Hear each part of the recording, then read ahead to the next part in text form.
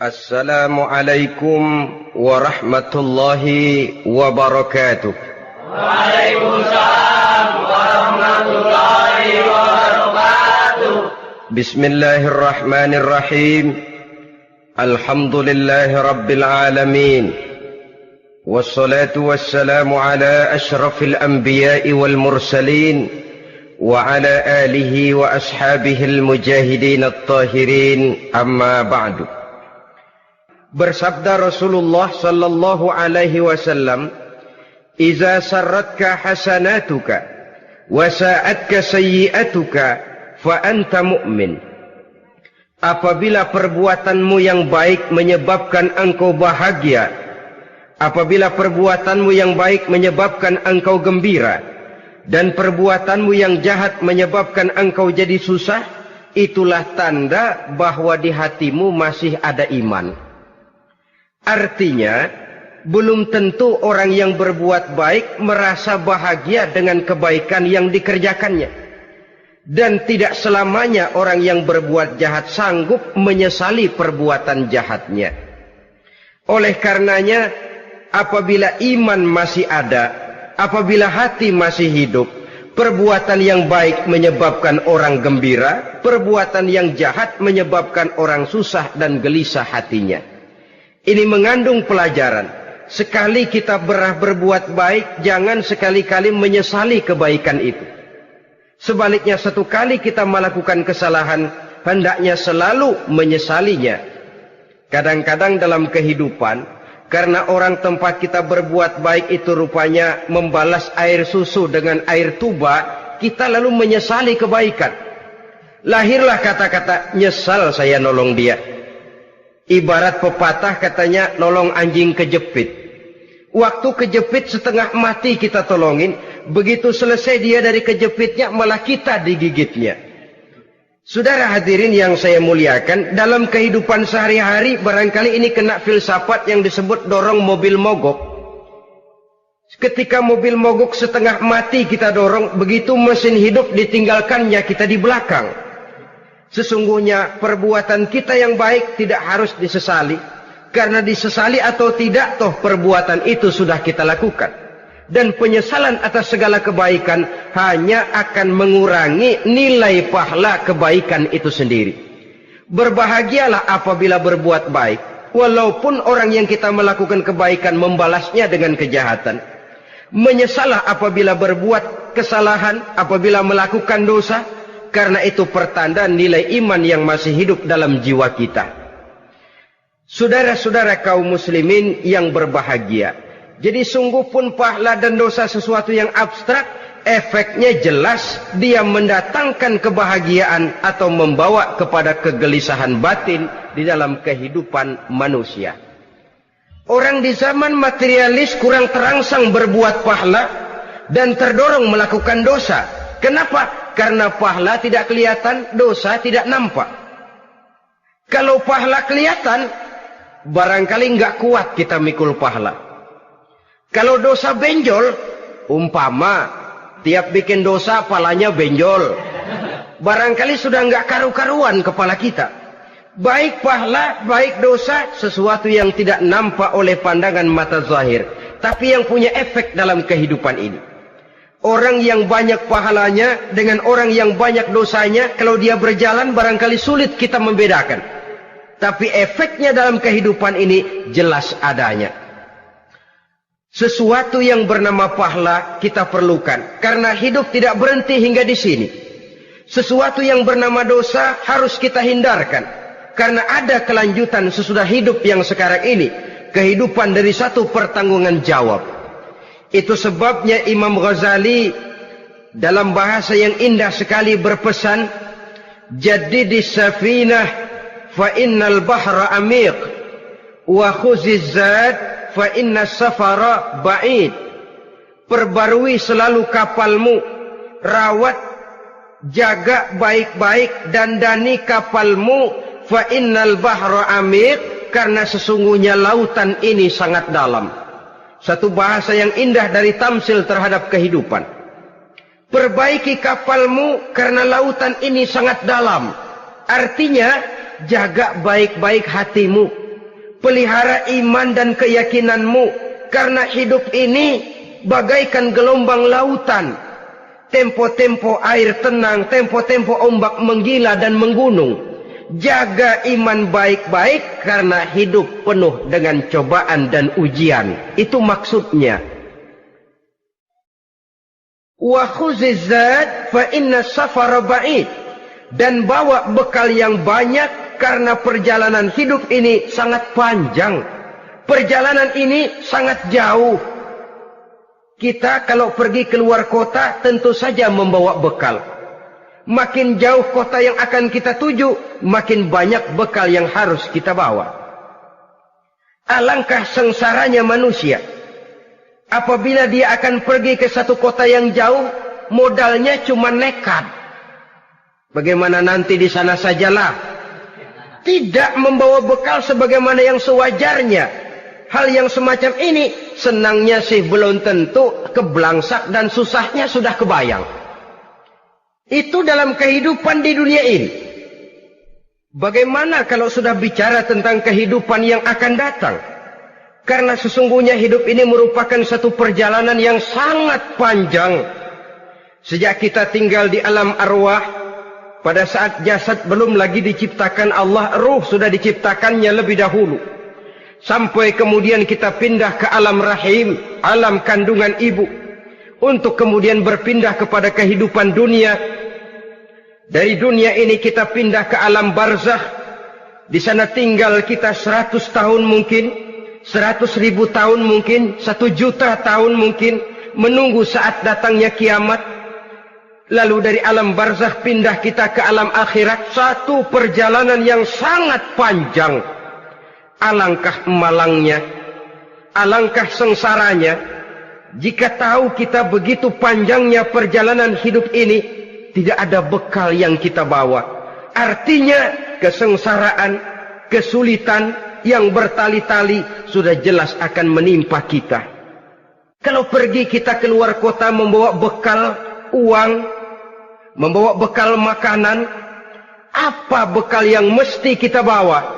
Apabila kita kembali ke alam barzakh, kembali ke alam kubur, berkumpul di padang mahsyar di akhirat nanti.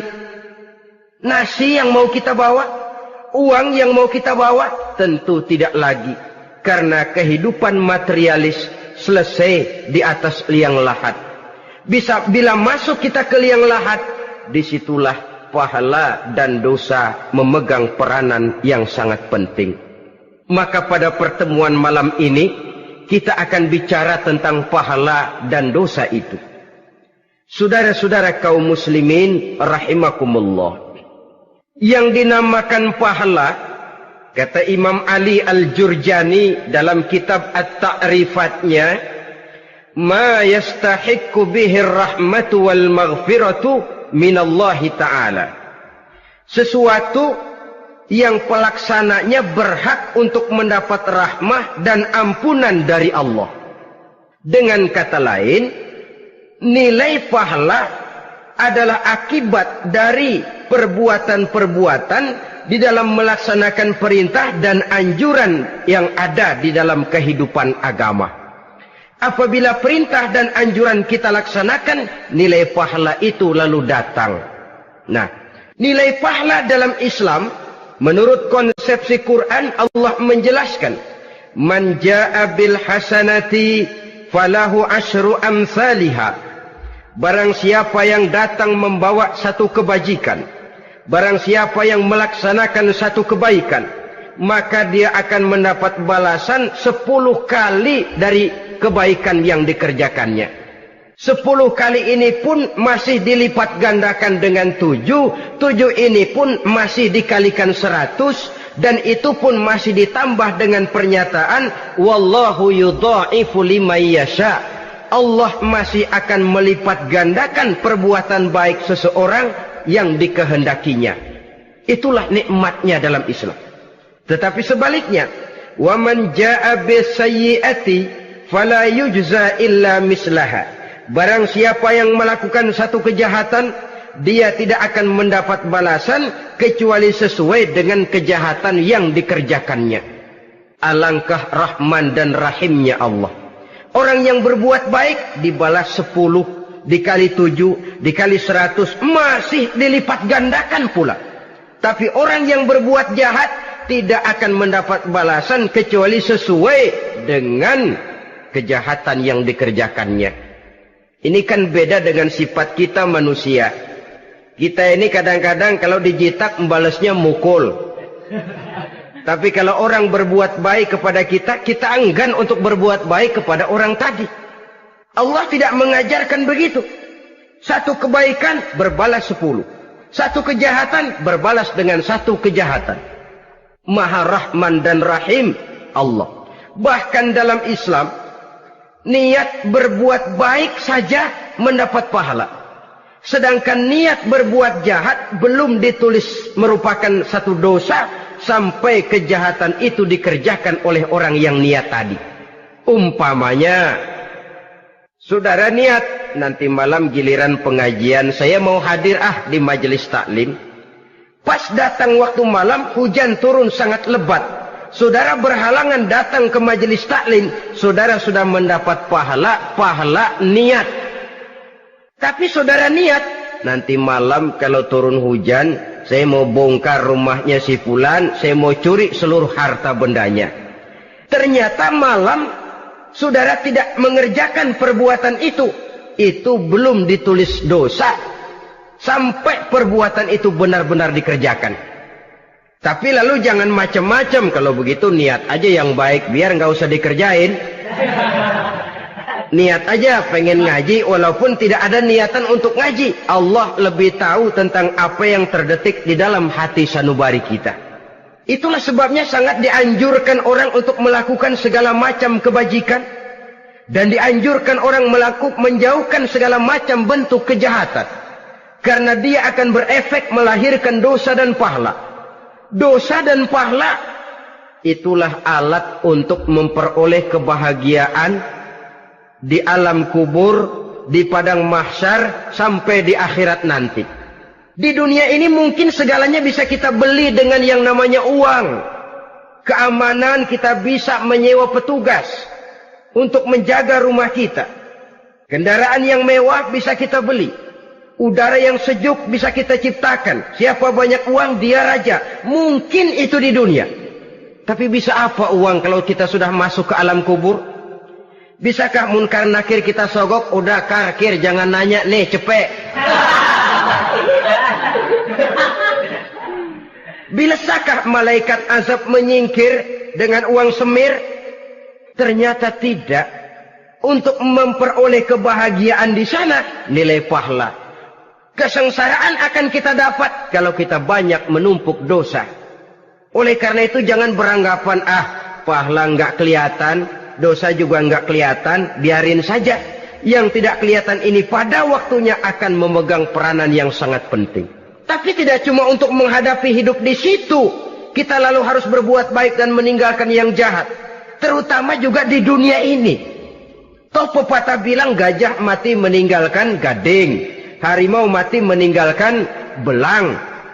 Apa yang akan kita tinggalkan setelah kita mati? Kita ingin jasad kita boleh hancur terkubur tanah, tapi nama kita ingin hidup terus, dikenang orang 100, 1000, bahkan 1.000.000 tahun yang akan datang. Ditulis orang dengan tinta emas dalam sejarah, tercatat kita sebagai orang baik-baik. Saudara-saudara kaum muslimin rahimakumullah. Lalu perbuatan apa yang bisa mendatangkan pahala itu? Saudara-saudara, semua perbuatan yang diperintah dan dianjurkan oleh Allah, yang dikerjakan dengan ikhlas hanya untuk mencapai ridho Allah, mendatangkan pahala. Kadang-kadang menurut pendapat kita remeh, tapi nilainya di sisi Allah besar. Itu pahala. Menghitung pahala itu hak prerogatif Allah. Perbuatan yang ringan Allah mau berikan ganjaran yang besar, itu urusan Allah. Misalnya, kata Nabi, la tahkiranna minal ma'rufi syai'an. Jangan kamu menganggap remeh perbuatan baik walaupun kecil. Jangan merasa sulit melakukan perbuatan yang mengandung pahala. Bertemu dengan teman, muka kita cerah, berpahala. menyingkirkan duri di jalanan berpahala, menolong orang yang sesat, memberitahu orang yang bertanya berpahala. Tidak sulit kalau kita mau. Yang diperintah dan dianjurkan oleh agama itu perbuatan yang mengandung nilai-nilai pahala. Masalahnya cuma tinggal mau atau tidak dan dikerjakan dengan ikhlas. Bertemu teman mukanya cerah, pahala. Menyingkirkan duri di jalanan, pahala. Sedekah, pahala. Tidak berupa perbuatan, bisa berupa ucapan. Misalnya bersolawat, pahala. Bertasbih dan bertahmid, pahala. Kata Nabi, kalimatani khafifatani 'alal lisan, saqilatani fil mizan. Ada dua kalimat yang enteng di lidah tapi berat di timbangan akhirat nanti. Apa itu? Subhanallah walhamdulillah. Itu kan amalan yang ringan, perbuatan yang mudah saja, tapi nilainya demikian besar dalam pandangan Allah. Jadi pendeknya, perbuatan yang bernilai pahala adalah perintah dan anjuran agama yang dilaksanakan dengan ikhlas semata-mata untuk mencapai ridho Allah, itu mengandung pahala. Niat dasarnya itu harus karena Allah. Landasannya harus karena ikhlas. Bukan cuma sekedar basa-basi, tidak karena ingin dipuji orang, tidak karena mengharap tanda jasa, tapi ikhlas semata-mata.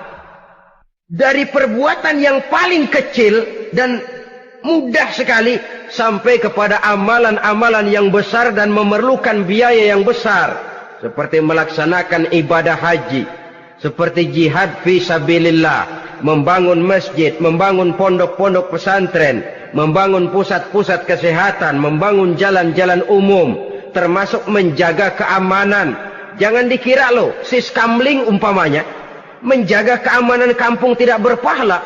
Kalau diniatkan ibadah, menjaga ketenangan warga supaya mereka tekun ibadah, ikhlas karena Allah, itu juga bernilai ibadah.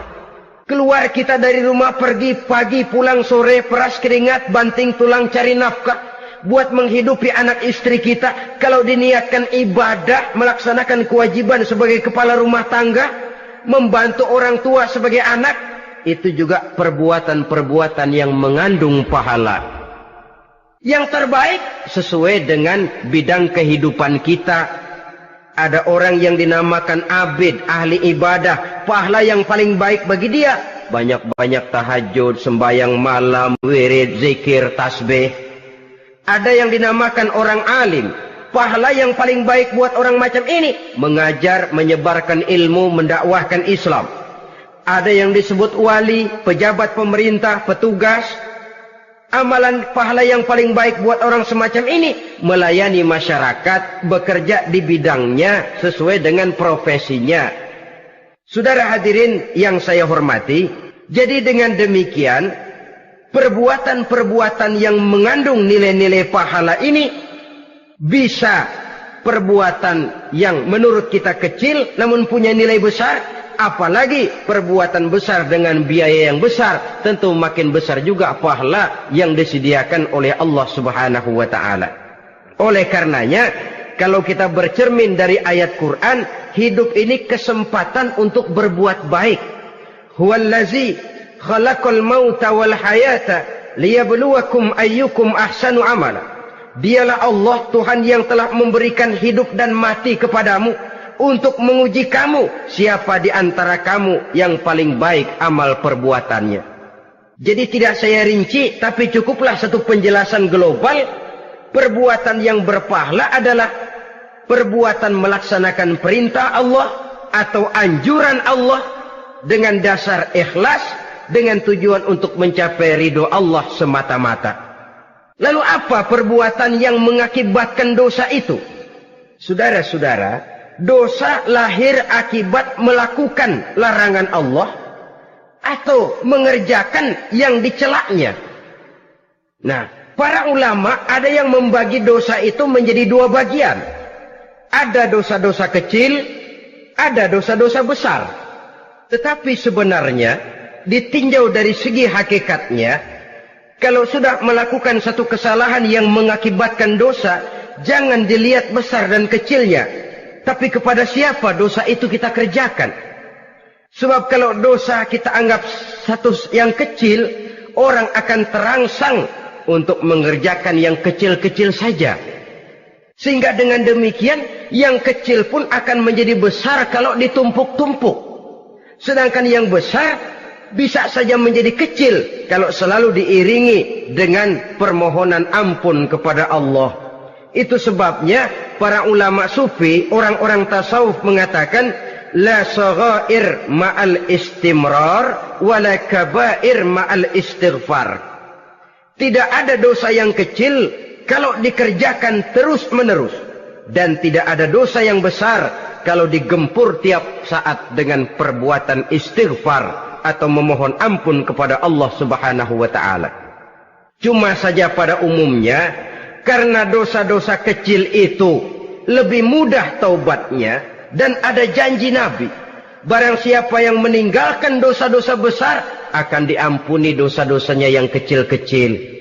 Oleh karena itu, pada kesempatan ini kita akan juga bicarakan apa saja yang termasuk klasifikasi dosa-dosa besar, dengan harapan kita bisa menjaga diri, menyelamatkan diri, jangan sampai terjatuh ke dalam dosa-dosa yang besar tadi. Tetapi bukan berarti kita harus terangsang melakukan dosa-dosa yang kecil. Ah, biarin kecil ini, tobatnya gampang. Ah, dosa kelas teri.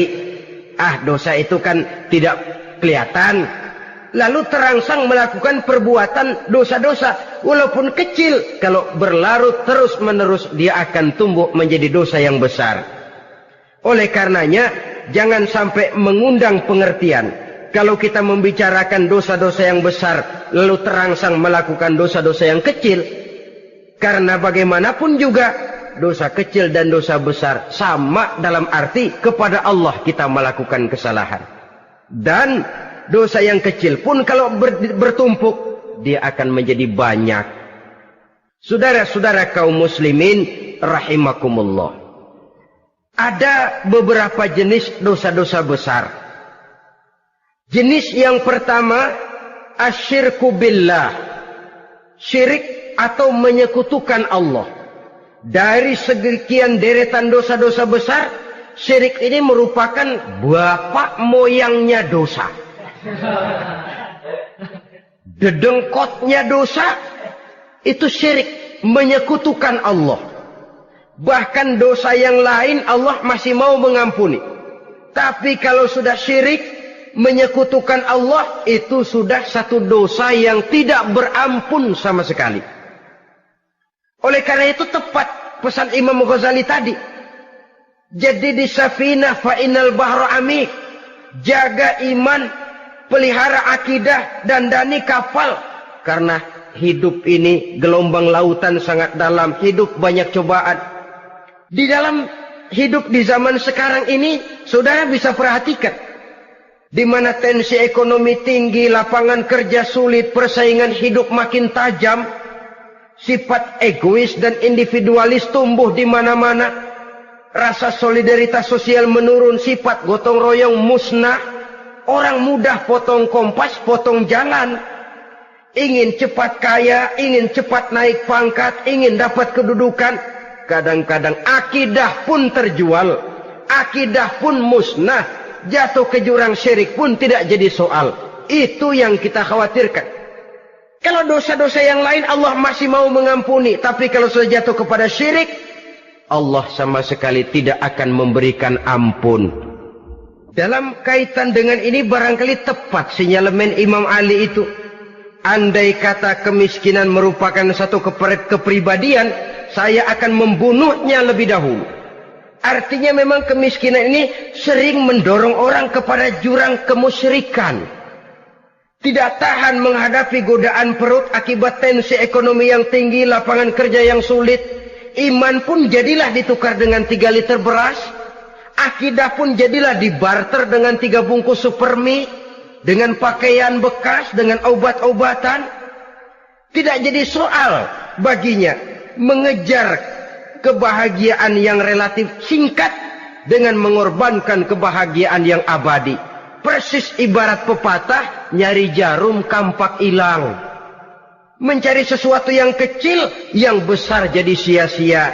Membela perut, mengorbankan akidah. Na'udzubillah summa na'udzubillah. Saudara-saudara kaum muslimin rahimakumullah.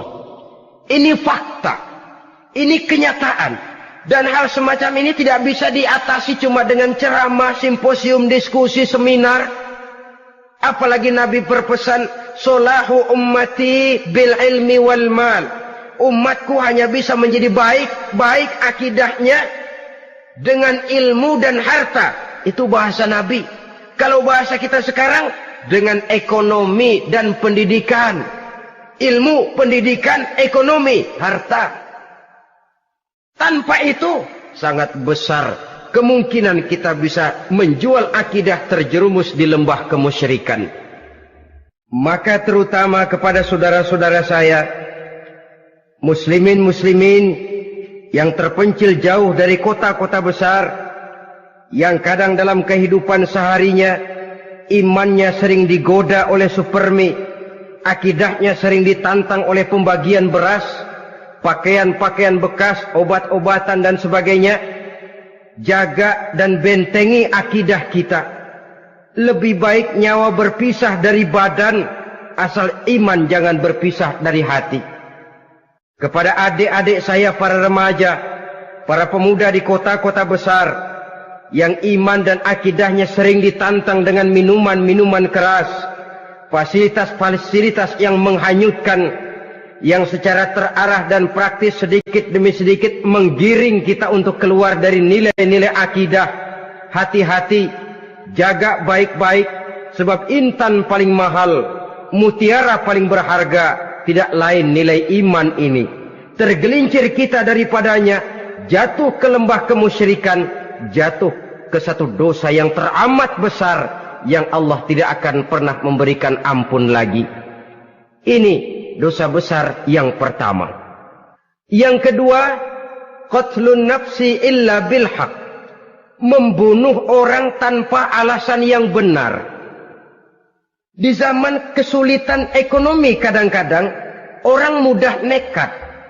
Tengok saja, kadang-kadang karena pasar uang 100-200 perak saja nyawa bisa melayang. Kadang-kadang karena urusan yang remeh, salah omong, salah ambil, salah ucap, salah pegang, nyawa bisa jadi melayang. Alangkah murahnya nyawa, seakan-akan kita yang punya. Padahal nyawa itu hak milik Allah. Tidak pantas kita merampasnya, tidak pantas kita menghilangkannya dari jasad seseorang. Oleh karenanya, membunuh orang merupakan satu dosa yang sangat besar.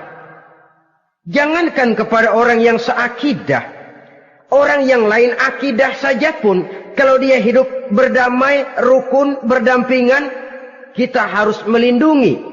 Apatah lagi teman seakidah sendiri. Saudara-saudara kaum muslimin rahimakumullah. Pantas kalau Nabi menyatakan, apabila dua orang Islam sudah saling berkelahi, berbunuh-bunuhan, al-qatil wal maqtul finnar. Yang membunuh dan yang dibunuh, dua-duanya sama-sama masuk neraka. Sahabat heran, ya Rasul, kalau yang membunuh masuk neraka sih wajar, tapi yang terbunuh kok neraka juga, kenapa? Kata Rasul, sebenarnya dia juga cuma sudah niat untuk membunuh, cuma keduluan saja. Andai kata dia tidak terbunuh, tentu dia yang akan membunuh. Saudara-saudara kaum muslimin rahimakumullah. Islam sesuai dengan namanya adalah agama damai. Kita tidak boleh mencari-cari musuh. Walaupun tidak boleh lari kalau bertemu musuh. Oleh karenanya, pantang seorang muslim menimbulkan benih keonaran menjadi biang kerok buat lingkungannya. Sesuai dengan namanya, seorang muslim adalah seorang yang dalam hidup senantiasa berusaha menebarkan salam, menebarkan kedamaian, ketenangan dan ketentraman. Dengan prinsip musuh jangan dicari, bertemu pun jangan lari. Yang ketiga, termasuk dalam kelompok dosa besar ini, syurbul khamr, meminum minuman keras. Termasuk di dalam kata khamr ini ganja, morfin, narkotik. Sebab apa? Jenis minuman semacam itu tidak hanya merusak keadaan sekarang, tapi sekaligus merusak kehidupan yang akan datang. Kalau itu jatuh di tangan generasi muda, artinya kan merusak kehidupan masa depan daripada suatu bangsa. Karena apa? Remaja dan pemuda merupakan bentuk miniatur daripada kehidupan bangsa. Akan bagaimana warna umat Islam di Indonesia. Bahkan akan bagaimana warna Indonesia 30, 40, 50 tahun yang akan datang.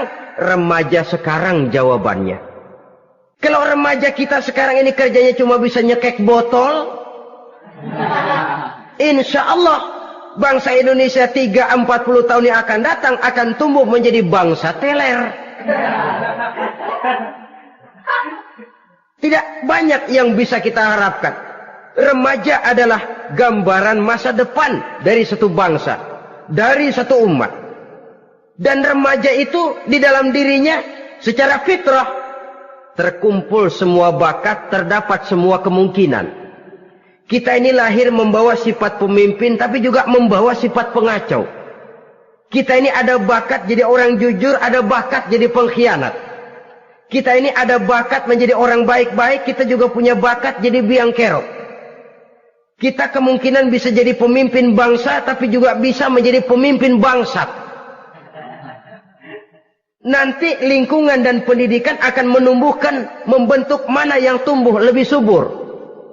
Kalau lingkungan dan pendidikannya lebih banyak bercerita tentang kejujuran, maka nilai kejujuran yang akan tumbuh lebih banyak dalam jiwanya. Dan insya Allah diharapkan dia akan menjadi manusia yang jujur di kelak kemudian hari nanti. Dan masalah minuman keras ini sebenarnya berkait. Kita tidak bisa cuma menyalahkan remaja saja, menyalahkan pemuda saja, karena bagaimanapun masalahnya kompleks. Menghancurkan sesuatu tanpa melihat kausalnya, tanpa melihat sebab akibatnya kan sama juga bohong. Kemungkinan karena broken home, kemungkinan karena pergaulan, kemungkinan karena kurang perhatian orang tua, kemungkinan karena akibat bacaan, tontonan, atau fasilitas berupa dibukanya pabrik-pabrik minuman keras, dijualnya minuman-minuman keras, di warung-warung yang remang-remang, yang memberikan kenikmatan, kebahagiaan, dan kebanggaan tersendiri, sehingga akhirnya orang terangsang untuk datang dan minum di sana. Pada dasarnya memang sepele, cuman minum, nggak ngerugiin orang lain kan? Iya, pada waktu minum. Tapi dikala sudah mabuk, out of control, apapun bisa kita lakukan. Yang kita ucapkan kita tidak sadari lagi, yang kita kerjakan tidak kita sadari lagi. Dikala itu segala macam kejahatan bukan sesuatu yang tidak mungkin untuk kita laksanakan. Nggak ngerugiin orang lain, memang pada saat mau minum. Tapi begitu minum, mabuk, kita bisa merugikan orang lain. Setidaknya merugikan diri sendiri. Pertumbuhan IQ menjadi lemah, semangat kehidupan hilang, gairah kerja menurun, kalau tidak ada sama sekali. Lalu apa yang bisa kita lakukan di dalam kehidupan? Dan akan lebih celaka kalau ini menimpa kehidupan generasi muda kita. Kadang-kadang yang ironi ya, kalau yang orang tuanya mampu barangkali masih tertolong, tapi yang orang tuanya kondisi ekonomi lemah masih kepengen teler juga. Orang tuanya nggak mampu masih pengen mabuk. Dari ganja, morfin nggak dapat, akhirnya kaleng cet diisepin. Yang penting kan bisa teler, mendatangkan satu kebahagiaan tersendiri. Itu sebabnya memang satu kejahatan menurut teori polisi ya hanya bisa terjadi karena faktor N dan K, niat dan kesempatan. Niat ada, kesempatan ada, jadi orang jahat. Kurang salah satunya, biasanya kejahatan terbendung. Niat ada, kesempatan tidak ada, sulit berbuat jahat. Kesempatan ada, niat tidak ada, tidak mungkin orang jahat. Tapi yang paling dominan sebenarnya niat. Kalau niat sudah kuat, kesempatan bisa dicari. Kesempatan bisa diciptakan. Biar Hansip nongkrong, ditungguin lengahnya. Iya biarin. Jam 11 sampai jam 2. Matanya melotot. Jam 3 dia mulai ngulet, ngempet. Nah, di saat itu saya masuk ke rumahnya. Kalau niat kuat, kesempatan bisa diciptakan. Dan kalau sudah niat, ini masalah hati. Kalau sudah masalah hati, menyangkut soal moral. Moral artinya sudah masuk kepada kehidupan agama. Saudara-saudara kaum muslimin rahimakumullah. Yang keempat yang termasuk jenis dosa besar, az-zina, perbuatan zina. Di zaman pergaulan bebas dengan prinsip free love, free sex ini, tengok sudah berapa banyak gadis-gadis bergelimpangan jadi korban. Berapa banyak bayi-bayi yang lahir ke dunia tanpa tahu kemana dia mesti memanggil bapak. Apakah deretan jumlah korban ini masih harus bertambah lagi? Paling tidak, biarlah yang sudah jadi korban, tapi jangan bertambah lagi hendaknya. Masing-masing kita berupaya menahan diri. Termasuk dalam kategori zina ini, yang merupakan cabang-cabangnya, liwat, homoseks, lesbian, masturbasi. Bahkan masturbasi itu termasuk jenis zina tangan. Dan itu juga merupakan satu dosa. Di samping dosa juga merusak diri. Karena bagaimanapun juga dia akan mengurangi kemampuan daya pikir seseorang. Maka agama memberikan jalan keluar. Pesan Nabi, ya ma'syara syabab, man istata'a minkumul ba'at falyatazawwaj. Hai para pemuda, kata Nabi, barang siapa di antara kamu yang sudah bisa ba'at, yang sudah mampu ba'at. Ba'at itu artinya memberikan nafkah. Baik nafkah zahir maupun nafkah batin, falyatazawwaj, maka hendaklah dia kawin. Jadi yang maksud ba'at ini ya nafkah zahir, ya nafkah batin. Kita kadang-kadang cuma bisa ngasih nafkah batin saja sudah merasa pokoknya kan saya sanggup untuk kawin, lalu kawin tanpa kehilangan, dengan kehilangan pertimbangan. Saudara-saudara, wa illam yastati', adapun kalau dia belum mampu, fa alaihi bisyam, hendaknya dia banyak puasa. Fa innahu lahu wija, karena puasa itu akan merupakan benteng jangan sampai orang memperturutkan hawa nafsunya. Andai kata puasa belum hobi, banyaklah olahraga para pemuda, para remaja. Karena dengan olahraga, pemikiran untuk memperturutkan hawa nafsu agak sedikit terkendali dan energi tersalurkan dalam bentuk yang positif. Pendeknya kreatif, banyak kegiatan. Ini pesan Imam Syafi'i tepat itu. Kata beliau, inni ra'aitu wuqufal ma'i yufsiduh, insala toba wa illam yajri lam yatib. Aku melihat air kalau diam rusak, tapi kalau dia mengalir jernih. Air kalau ngendap nggak ngalir, nyamuk nyarang di situ, bisa jadi sumber penyakit. Manusia hidup begitu.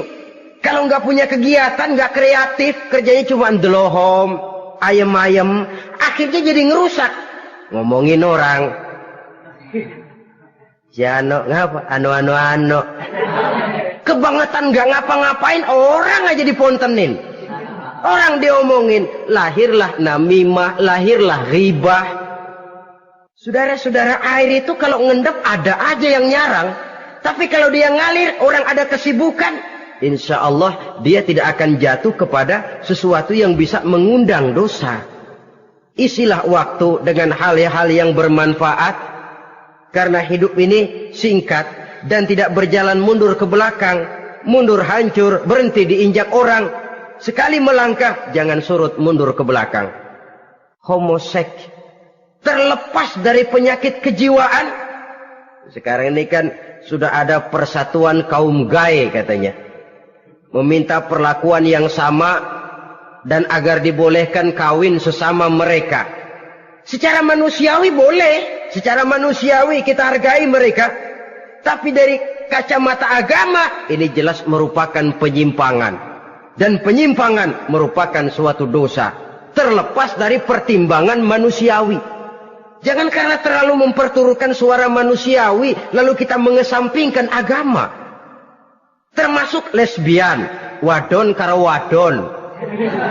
Kalau homo itu kan lanang karo lanang katanya. Saudara-saudara kaum muslimin rahimakumullah, ini bukan penyakit baru. Liwat, homoseks sudah dikenal dari zamannya Nabi Lut.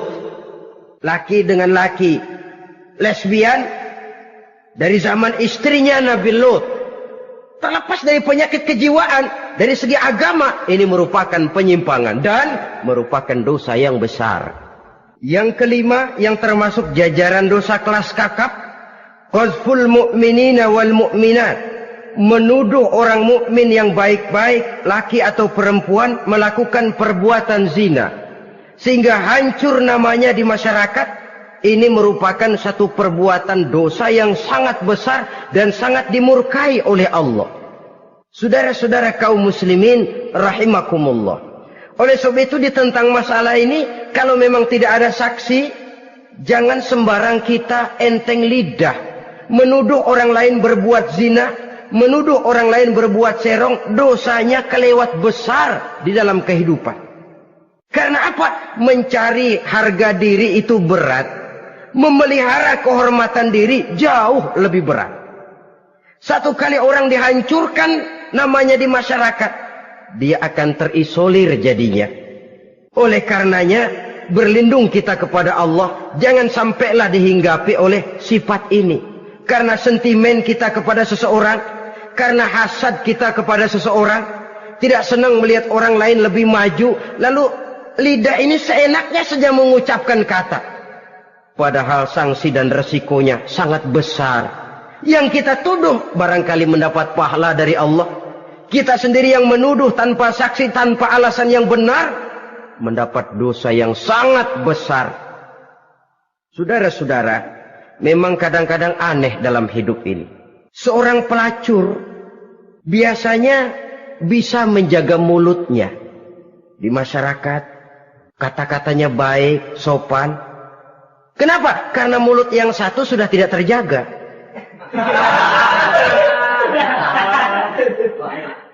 Kita kadang-kadang kehormatan bisa kita jaga, tapi mulut tidak terkontrol. Ngomong saenake dewe, bikin orang mangkel, kesal, fitnah sana, fitnah sini, menghancurkan nama baik orang, ngomongin yang macam-macam. Bagai-bagai macamlah caranya. Saudara-saudara kaum muslimin yang berbahagia. Jadi dengan demikian, menuduh orang lain berbuat zina, sedangkan orang itu tidak pernah melakukannya, ini termasuk satu dosa yang sangat besar di dalam kehidupan ini. Yang keenam, al-'aqu bil walidain, durhaka kepada ibu bapak. Seorang anak, bagaimanapun banyak nilai ibadahnya, banyak kebaikan di masyarakat, menyandang berbagai macam gelar, pangkat dan jabatannya tinggi, tapi kalau sudah durhaka kepada kedua orang tuanya, alamat hidup tidak lagi membawa keberkahan. Dan itu dosa yang sangat besar. Sampai Nabi sabdakan, ridho Allah ada di dalam keridhaan ibu bapak. Murka Allah pun ada di dalam kemurkaan ibu dan bapak. Walaupun belum tentu setiap kita orang tua, tapi yang jelas setiap kita adalah anak. Dan setiap anak punya ibu dan bapak. Jangan sampai kacang lupa kepada kulitnya. Saudara-saudara kaum muslimin rahimakumullah, durhaka kepada ibu bapak merupakan perbuatan yang sangat dimurkai oleh Allah. Apalagi ibu yang telah melahirkan kita, bahkan mengandung kita. Begitu juga bapak yang telah berusaha peras keringat banting tulang untuk mengasuh membesarkan kita. Tidak ada perbuatan baik yang kita lakukan untuk bisa menebus kebaikan daripada ibu dan bapak kita. Setidaknya kalau belum bisa berbuat baik kepadanya, kepada keduanya, janganlah menyakiti hati keduanya. Itu saja dulu yang harus dijaga. Kadang-kadang sudah berbuat baik enggak, nyakitin melulu. Sudah nyenangin belum bisa, saban sehari nyakitin saja. Padahal kedua orang tua itu doanya manjur, sebagaimana sumpahnya juga bisa jadi kenyataan. Dan sering bahkan menjadi kenyataan. Sampai ibu bapak sudah wafat, sudah meninggal sekalipun, kewajiban berbakti masih harus terus dilakukan oleh seorang anak. Lalu yang ketujuh, at-tawalli yaumaz zahfi, berpaling pada hari pertempuran. Orang sedang sibuk-sibuk menghadapi musuh, maksudnya berjuang membela agama ini, dia lari menyelamatkan diri. Pengecut, mental munafik. Ayo, kalau demi agama, mari kita maju ke depan. Allahu Akbar. Yang besar Allah, yang lain kecil semua. Maju. Orang lain maju serentak, dia mundur jauh ke belakang. Mental munafik, mental calo, istilah sekarang ini. Oh, itu calo, mental calo. Tuhan gedek banget itu. Coba ya, calo itu paling sibuk nyuruh penumpang naik. Tapi sementara penumpang naik sampai ke tempat tujuan masing-masing, calonya nggak kemana-mana, diem aja di situ. Cuma orang aja disuruh naik. Saudara-saudara, kerja bakti, orang turun kecomberan, dia naik ke tempat tidur. Mundur di hari pertempuran, menyebabkan orang lain gugur, dia sendiri menyelamatkan diri. Mental pengecut, mental munafik, itu merupakan dosa yang sangat besar. Saudara-saudara kaum muslimin rahimakumullah.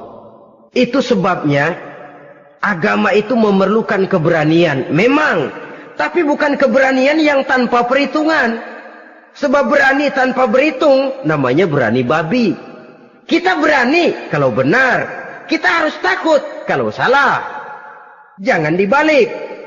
Salah berani, nekat namanya. Benar takut, pengecut namanya. Orang yang pengecut adalah orang yang takut membela kebenaran. Orang yang nekat sesungguhnya udah salah nggak malu lagi. Udah salah nekat lagi. Merasa rugi berbuat kebaikan, puas kalau berbuat kejahatan. Padahal Nabi pesan, siapa yang berbuat dosa sambil tertawa, nanti dia akan masuk neraka sambil menangis. Karena itu dipesan pula di dunia ini, sering-seringlah mencuci mukamu dengan air mata taubat. Cuci lidahmu dengan zikir kepada Allah. Bersihkan hatimu dengan air ikhlas. Saudara-saudara kaum muslimin rahimakumullah. Kan ada toh orang berbuat baik nggak gembira. Tapi berbuat jahat malah puas. Atau sama saja orang lain berbuat baik, hatinya kesel. Orang lain berbuat jahat, dia malah mendukung. Atau orang lain tergelincir berbuat jahat, dia malah girang. Ini kan tidak objektif. Karena yang berbuat baik, orang yang dia keselin, dia nggak seneng. Tetapi karena yang berbuat jahat, orang yang dia senengin, dibenerin juga. Itu nggak objektif namanya.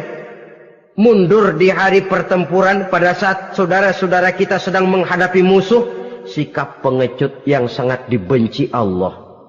Yang kedelapan, termasuk kelompok dosa besar, aklu malil yatim, makan harta anak yatim. Kadang-kadang ada orang mengeksploitir loh nasib anak-anak yatim. Karena biasanya para dermawan peka kalau mendengar nasib yatim, memberikan santunan. Si yatim belum makan, yang ngurusin udah pada kenyang. Mengeksploitir, memakan harta anak yatim termasuk dosa yang sangat besar. Sehingga Nabi pesan, ana wa kafilul yatim kahataini yaumal qiyamah. Aku dan orang yang menyantuni anak yatim seperti dua jari ini di hari kiamat.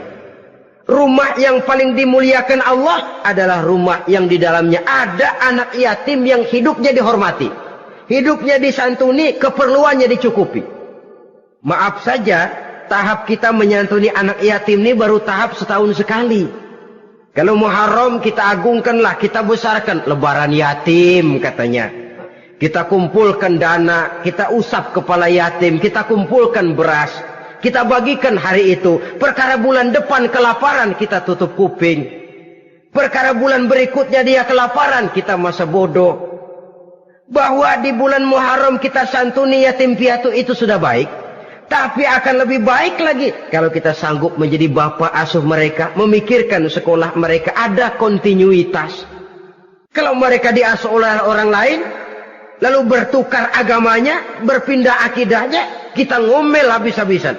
Tapi kita ada kemampuan, kita tidak mau berbuat semacam itu. Ya sama juga bohong namanya. Saudara-saudara kaum muslimin rahimakumullah.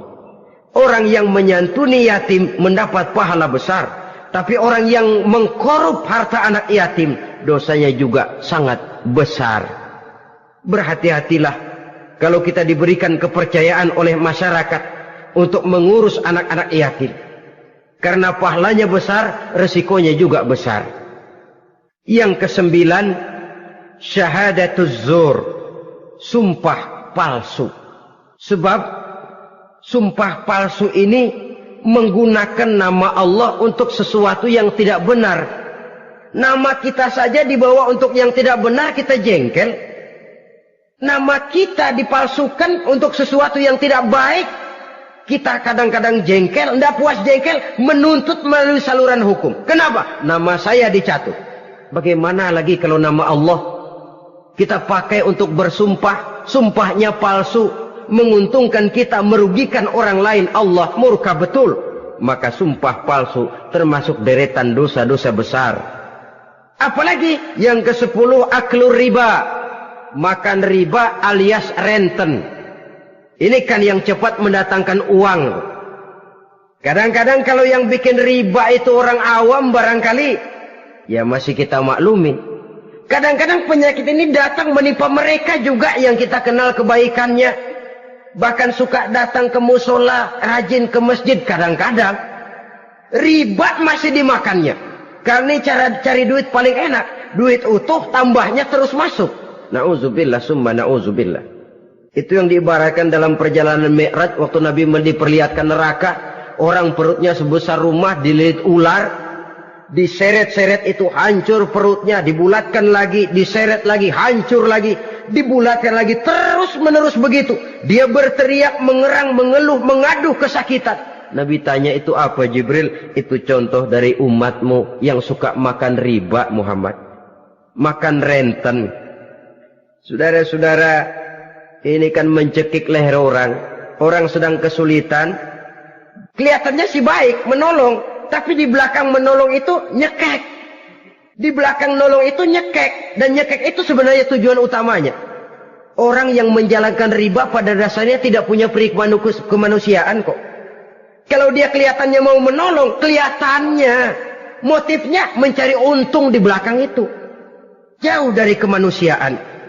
Yang ke-11, saudara-saudara, termasuk jajaran dosa besar itu qat'ur rahim. Memutuskan silaturahmi. Marah, hobi sama marah. Kalau 3 hari nggak marahan sama orang, ngebet palanya. Selalu nyari gara-gara. Kalau udah marah berlaku perpanjangan waktu. Tahun, 2 tahun, kadang-kadang seumur hidup. Saudara hadirin yang saya muliakan. Apalagi mengurangi timbangan termasuk kelas dosa besar. Makan suap termasuk dosa besar. Semir menyemir dosa besar. Apalagi bunuh diri. Nah ini, bunuh diri dosa besar.